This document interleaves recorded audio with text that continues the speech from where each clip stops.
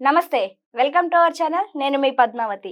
ఈ రోజు నుంచి మన రెడ్ టీవీ భక్తిలో కళ్యాణమస్తు అనే ప్రోగ్రామ్ అనేది స్టార్ట్ అవ్వబోతుంది.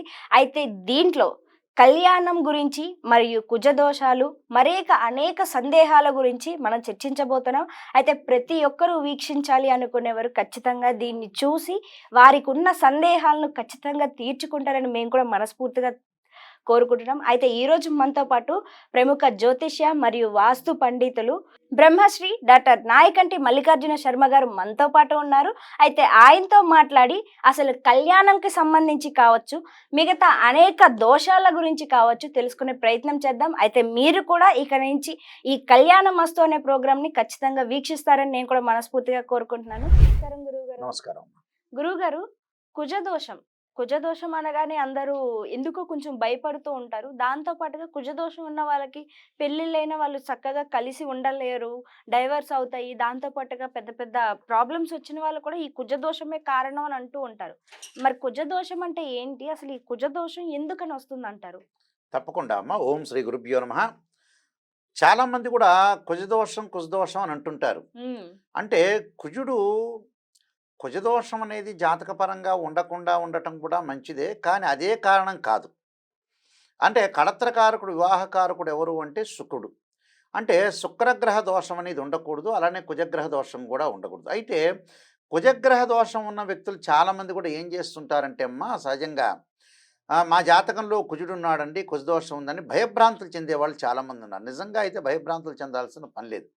దానికి సొల్యూషన్స్ ఉన్నాయి, కొన్ని ఎగ్జామ్షన్స్ ఉన్నాయి, కొన్ని ఆలోచన చేసి చాలామంది కూడా అబ్బో ఏమైపోతుందో అని పెళ్లి చేసుకునే వ్యక్తులు కూడా కొంతమంది ఉన్నారు.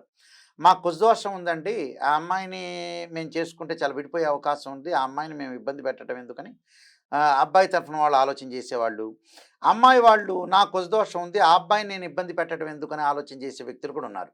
కానీ కుజదోషం గురించి భయపడాల్సిన పని లేదు.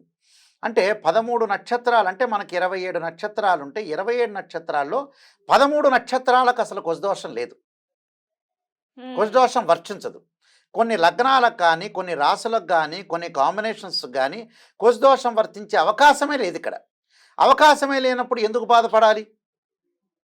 ఆ నక్షత్రాల్లో 13 నక్షత్రాల్లో ముఖ్యంగా అశ్విని, మృగశిర, పునరస్సు, ఆశ్లేష, ఉత్తర, స్వాతి, అలానే పూర్వాషాఢ, అలానే ఉత్తరాషాఢ, శ్రవణము, ఉత్తరాభాద్ర, రేవతి నక్షత్రాలకి కుజదోషం అనేది లేదు. అంటే ఈ 13 నక్షత్రాల కుజదోషం లేదు. మన అశ్విని నక్షత్రం తీసుకున్నా, మృగశిర నక్షత్రం తీసుకున్నా, పునరస్సు తీసుకున్నా, పుష్యమి తీసుకున్నా, ఆశ్లేష తీసుకున్నా, ఉత్తర తీసుకున్నా, స్వాతి తీసుకున్నా, అనురాధ, పూర్వాషాఢ, ఉత్తరాషాఢ, అలానే మనకి శ్రవణము, ఉత్తరాభాద్ర, రేవతి నక్షత్రం వాళ్ళకి అసలు కుజదోషం వర్తించదు. అంటే ఈ 13 నక్షత్రాలకి నిజంగా జన్మించిన వాళ్ళకి కుజదోషం లేదు. అసలు కుజదోషం అంటే ఏంది? జన్మలగ్నం నుంచి 2, 4, 7, 8, 12 స్థానాల్లో కుజుడు ఉంటే దాన్ని కుజదోషం అంటారు. చాలామంది కూడా చంద్రుడి నుంచి, శుక్రుడి నుంచి కూడా కుజదోషం చూస్తుంటారు. అంటే 2, 4, 7, 8, 12 స్థానాల్లో చంద్రుడి నుంచి కానీ, శుక్రుడి నుంచి కానీ కుజుడు ఉంటే కుజదోషం అంటారు. అవును. అలా కాదు, శుక్రుడి నుంచి కేవలం 7వ స్థానానికి ఉంటేనే దాన్ని మనం కుజదోషంగా పరిగణించాలి. అది కుజదోషం కూడా కాదు అది. అంటే శుక్రుడు 7వ స్థానాన్ని చూసి కుజుడు కూడా 7వ స్థానాన్ని చూస్తున్నాడు కాబట్టి, పరస్పరం చూస్తున్నారు కాబట్టి, శుక్రకుజుల యొక్క కలయిక కలిసింది కాబట్టి అప్పుడు ఇద్దరి మధ్యలో అవినాభావ సంబంధం ఉందో, డిఫరెన్స్ ఆఫ్ ఒపీనియన్స్ కలిసే అవకాశాలు ఎక్కువ ఉంటాయి. అంటే మ్యూచువల్ అండర్స్టాండింగ్ లేకుండా, కరెక్ట్గా బాండింగ్ లేకుండా ఉంటారని అర్థం. అంటే శుక్రుడు కుజుడు పరస్పర వీక్షణ కలగకూడదు. కలిసిందంటే శుక్రుడు కుజుడు కలిసినట్టు అర్థం. అంటే శుక్రుడు సౌమ్యగ్రహము, కుజుడు యుద్ధం చేసేవాడు. అంటే ఆ 2 గ్రహాల యొక్క కలయిక కానీ, ఆ 2 గ్రహాల పరస్పర దృష్టి కానీ మంచిది కాదు అని అర్థం. కానీ కేవలం శుక్రుడి నుంచి 2వ స్థానంలో ఉన్న, 4వ స్థానం, 7, 8, 12 స్థానాల్లో ఉంటే అది కుజదోషం కాదు. కేవలం లగ్నాన్ని బట్టే మనం చూడాలి. లగ్నం అనేది చాలా ఇంపార్టెంట్. కొంతమంది చంద్రుడి నుంచి చూస్తారు, కుజుడిని లగ్నం నుంచి చూస్తాడు, శుక్రుడి నుంచి చూస్తే అందరికీ కుజదోషం ఏర్పడుతుంది. యాక్చువల్గా అయితే అదెలా అంటారు? ఇప్పుడు శుక్రుడి నుంచి చూసుకున్నారనుకోండి, 2, 4, 7, 8, 12 స్థానాలు ఎక్కడో ఒకటి కుజుడు ఉంటాడు. అలానే చంద్రుడి నుంచి చూసుకుంటే కూడా 2, 4, 7, 8, 12 స్థానాల్లో కుజుడు ఉంటాడు. అంటే చాలామంది మోస్ట్ ఆఫ్ జాతకాలు అందరికి కలిపిస్తూనే ఉంటుంది అది. అంటే ఎక్కువ 10 జాతకాలు తీసుకున్నాం, 10 జాతకాలు 9 జాతకాల్లో అలా కనపడుతూనే ఉంటుంది. మరి అలా అలా కాదు, కనిపించాలంటే జన్మ లగ్నం నుంచే చూడాలి. ఓకే. అంటే శుక్రుడి నుంచి చంద్రుడి నుంచి కాదు, జన్మ లగ్నాన్ని నుంచి ఫస్ట్ ప్రయారిటీ ఇవ్వాలి. ఒక్క శుక్రుడి నుంచి సప్తమ స్థానం మాత్రమే చూసుకోవాలి అంతే, మిగతా స్థానాలు అవసరం లేదు. కానీ ఎగ్జామ్షన్స్ కూడా చూసుకోవాలి. వీళ్ళందరూ కూడా ఏంటంటే ఎగ్జామ్షన్స్ చూసుకోరు. ఇప్పుడు నేను చెప్పిన 13 నక్షత్రాలకు కుజదోషం అనేది వర్తించదు. అలానే కొన్ని రాశుల వాళ్ళు జన్మించిన వ్యక్తులకి, కొన్ని లగ్నాల వాళ్ళకు కూడా కుజదోషం వర్తించదు. అవి ఏమిటి అంటే మిథున కన్య లగ్నాల్లో జన్మించిన వాళ్ళకు ద్వితీయ స్థానంలో కుజదోషం అనేది వర్తించదు. అంటే మిథున కన్య లగ్నాల్లో జన్మించిన వాళ్ళకు కానీ, మిథున కన్య రాశుల్లో జన్మించిన వాళ్ళకు కూడా రెండవ స్థానంలో కుజదోషం అనేది ప్రభావం అనేది పడదు. అలానే మేషవృచ్చిక రాశుల్లో జన్మించిన వాళ్ళు కానీ, మేషవృచ్చిక లగ్నాల్లో జన్మించిన వాళ్ళకు కానీ నాలుగో స్థానంలో కుజదోషం అనేది వర్తించదు. మకర కర్కాటక రాశుల్లో కానీ, మకర కర్కాటక లగ్నాల్లో జన్మించిన వాళ్ళకి సప్తమ స్థానంలో కుజదోషం అనేది వర్తించదు ఇక్కడ. అలానే ఇక్కడ మీన అంటే ధనస్సు మీన లగ్నాల్లో కానీ రాశుల్లో కానీ జన్మించిన వాళ్ళకి 8వ స్థానంలో కుజదోషం అనేది వర్తించదు. అలానే వృషభ తుల రాశుల్లో కానీ లగ్నాల్లో జన్మించిన వాళ్ళకి 12వ స్థానంలో కుజదోషం అనేది వర్తించదు. అంటే వీళ్ళందరికీ కూడా వర్తించని వాళ్ళు, అంటే దిస్ ఇస్ ద ఎగ్జంప్షన్, భయపడాల్సిన పని లేదుగా. అందులో సింహరాశి వాళ్ళ, కుంభరాశి వాళ్ళకు కూడా కుజదోషం వర్తించదని దైవజ్ఞ సంపూర్ణ చంద్రికలో రాశారు చాలా గ్రంథాల్లో కూడా మనకి. అలానే ఇక్కడ కుజుడు గురువు కలిసిన, కుజుడు దృష్టి గురువు మీద ఉన్నా, గురువు దృష్టి కుజుడి మీద ఉన్నా కూడా కుజదోషం వర్తించదు.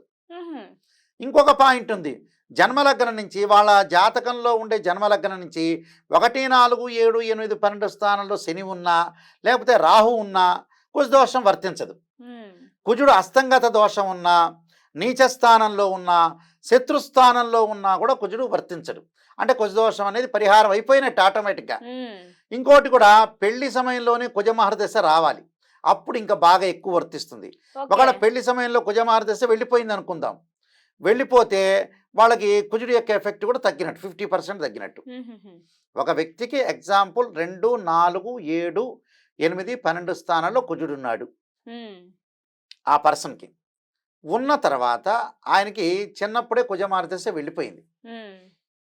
కానీ ఈ స్థానాల్లో కుజుడు ఉంటే వర్తిస్తుంది, అంటే 50% క్యాన్సలేషన్ అయిపోయినట్టు, 50% ఎగ్జంప్షన్ అయినట్టు. ఎప్పుడు మనకి వర్తిస్తుంది అని అంటే వివాహ సమయంలో కుజమహర్దశ ఉంటే కొన్ని ఇబ్బందికరమైన వాతావరణం ఉంటుంది. ఆ 7 సంవత్సరాలు కుజమహర్దశ 7 సంవత్సరాలు, ఆ 7 సంవత్సరాల కంటే ముందు చేసుకోవాలి, లేదా 7 సంవత్సరాల తర్వాత పెళ్లి చేసుకోవాలి. ఎవరికి వర్తిస్తుంది అని అంటే భరణి అంటే పుబ్బ పూర్వాషాఢ నక్షత్రాలు శుక్ర నక్షత్రాలు అంటారు. అంటే భరణి పుబ్బ పూర్వాషాఢ నక్షత్రాల్లో జన్మించిన వ్యక్తులకి ఏంటంటే వివాహ సమయంలో లాస్ట్ పాదంలో, అంటే 4వ పాదం చివరిలో ఉన్న వ్యక్తులకి వాళ్ళకి పెళ్లి సమయానికి 20-25 ఏళ్ళకి కుజ మహర్దశ వస్తుంది. అప్పుడు ఒకవేళ జాతకంలో కుజదోషం ఉంటే అప్పుడు కుజ మహర్దశలో పెళ్లి చేసుకోకూడదు. ఇప్పుడు మృగశిర చిత్త ధనిష్ట నక్షత్రంలో ఉన్న వ్యక్తులు చాలామంది ఉంటారు జన్మించిన వాళ్ళు. మృగశిర చిత్త ధనిష్ట నక్షత్రాలకు అధిపతి కుజుడు. వాళ్ళకి చిన్నప్పుడే కుజమహర్దశ 7 ఏళ్ళకి వెళ్ళిపోయి ఉంటుంది, మిగులు శేషం ఉంటుంది, ఆ శేషం వెళ్ళిపోయి ఉంటుంది. అందువల్ల మృగశిర చిత్త ధనిష్ట నక్షత్రం భయపడాల్సిన పని లేదు. కుజదోషం అనేది ఎవరికి ఉంది, ఎగ్జంప్షన్ అయిందా లేదా, కొన్ని లగ్నాలకు ఉండవు, కొన్ని రాశులకు ఉండవు. వీళ్ళందరూ ఏం చేస్తారంటే కుజదోషం గురించి చాలా భయపడిపోయి మాకు కుజదోషం వచ్చింది, అబ్బా ఏమవుతుందో ఏమిటో అని ఆలోచన చేస్తారు. ఇంకోటి ఏంటంటే 2, 4, 7, 8, 12 స్థానాల్లో కుజుడు ఉంటే కుజదోషం అని మనకి చెప్పారు, శాస్త్రంలో ఉంది. 2వ స్థానంలో కుజుడు ఉంటే ఏమవుతుంది అని అంటే కుటుంబ పరంగా ఇబ్బందులు కలుగుతాయి. అంటే భార్యాభర్తల మధ్యలో సమస్యలు రాకుండా, ఆ సమస్యలతో పాటు అత్తగారు కానీ, మామగారు కానీ, మరదులు కానీ, ఆడపిల్ల కానీ వీళ్ళతో గొడవలు జరిగే అవకాశం, కుటుంబంలో కలతలు జరిగే అవకాశాలు ఎక్కువ ఉంటాయి. అలానే 7వ స్థానంలో 4వ స్థానంలో కుజుడుంటే వాహన ప్రమాదాలు, అలానే వాహన ప్రమాదాలతో పాటు ఏదైనా సరే గొడవలు తగాదలు జరిగే సందర్భాలు ఎక్కువ ఉంటాయి. అంటే 4 అంటే చతుర్థ స్థానం వాహనాలు, అంటే ఇళ్ళు కొనుక్కోలేకపోవటం, ఇంటిలో వెళ్తే బాగలేకపోవటం.